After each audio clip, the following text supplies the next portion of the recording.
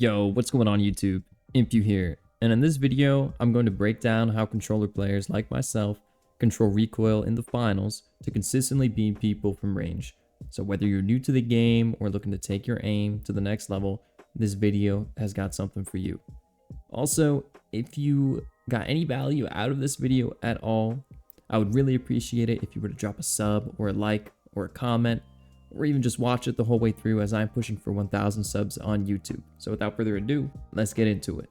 Since everyone watching this video has a different skill level, I'm going to start from the ground and work my way up. For starters, every weapon in the finals has its own unique recoil pattern. I find that the best way to learn a weapon's recoil pattern is to go into the firing range, equip the weapon, and go to a blank wall. Once you find a blank wall, all you have to do is aim down without your fingers on the left or the right stick and hold down the trigger.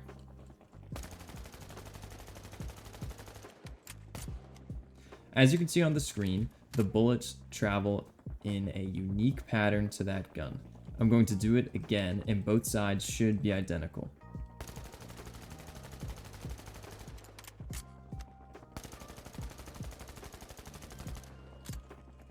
By doing this on a wall, you can tell how the recoil pattern works. Basically, you can tell whether it pulls to the left, whether it pulls from side to side, how aggressive it pulls upward, etc.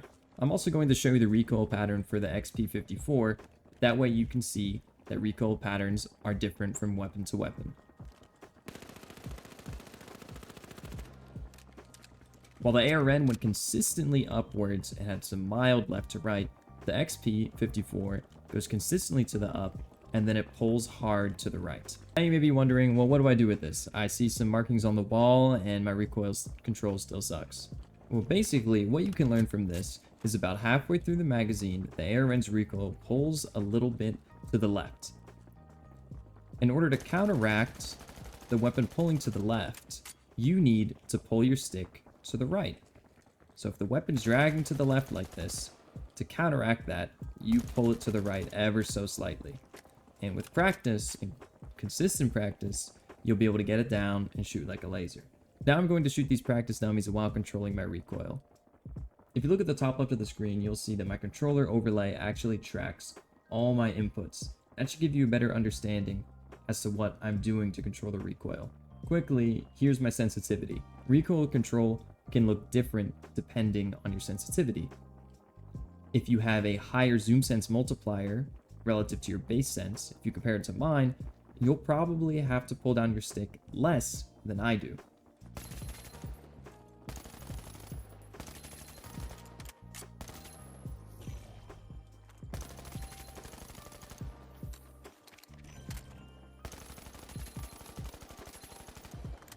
I'll show you another example with the XP54.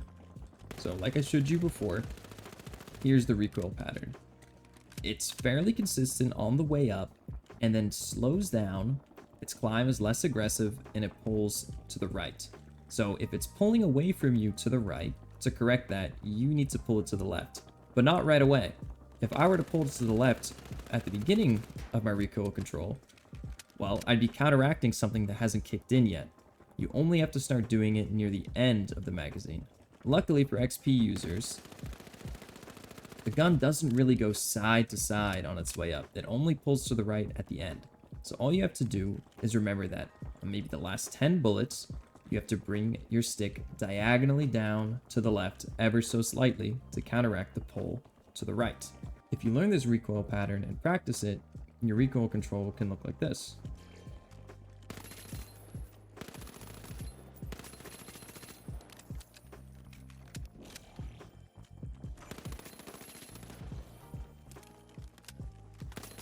Now here's the M11. This is a weapon that I don't normally use because its recoil pattern is really difficult to control at range.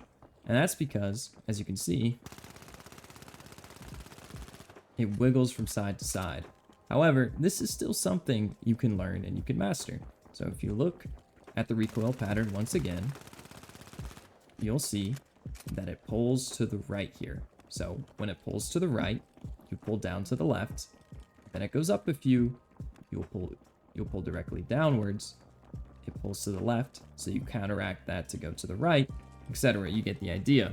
You can also take a short video clip controlling recoil and pausing it to look at the amount of bullets that have fired once you get to these key intervals. So if you look here, if I were to pause the video, I'd be able to tell that maybe after 10 or 11 bullets, it starts to curve to the right, which means I pull to the left about 1/4 of the way through my magazine. Although weapons like the M11 are fun, if you're looking to improve your gameplay and be the best player you can be on controller, it makes more sense to stick with guns that have relatively easy recoil patterns. If you're looking to beam from far away with controller, here are the weapons I would recommend that are currently in the meta. Currently, the light meta consists of the ARN and the 93R. The LH1's really solid too. And these three guns all have very simple recoil patterns, and that's what makes them good picks. I know a lot of you guys find the M11 really fun, but in my opinion, it's a difficult weapon to control on controller. And lots of value in fights in the finals comes from a light being able to get damage when enemies are rotating or taking a pad. So being good with recoil is vital. I'm not going to give a full tutorial for each weapon, but I am giving you the tools you need to master them on your own. The 93R is a great weapon because its recoil pattern is very simple. I'm not controlling the weapon right now, and all 3 bullets go straight up. So all you have to do is know that as the 3 bullets are firing up, you just pull down slightly, and that'll keep them in a tight spread.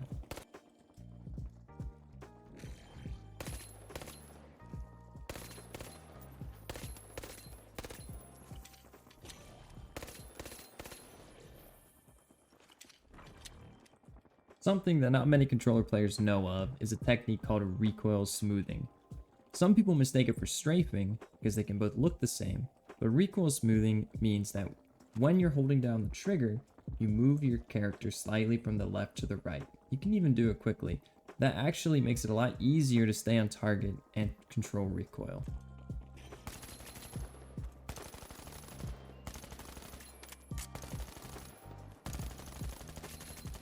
I hear a lot of people saying that recoil, like you're seeing on screen or on my live stream, is just impossible without a Cronus or something similar. But I'm telling you, it just takes some practice, just takes a little bit of time every day in the practice range, and a real desire to get better. Thank you so much for watching this video. I hope it's helped you understand a little bit more about how recoil works on controller in the finals and how you can improve. I also have videos about my controller settings that you can check out in the description. Thank you so much for watching. Peace out.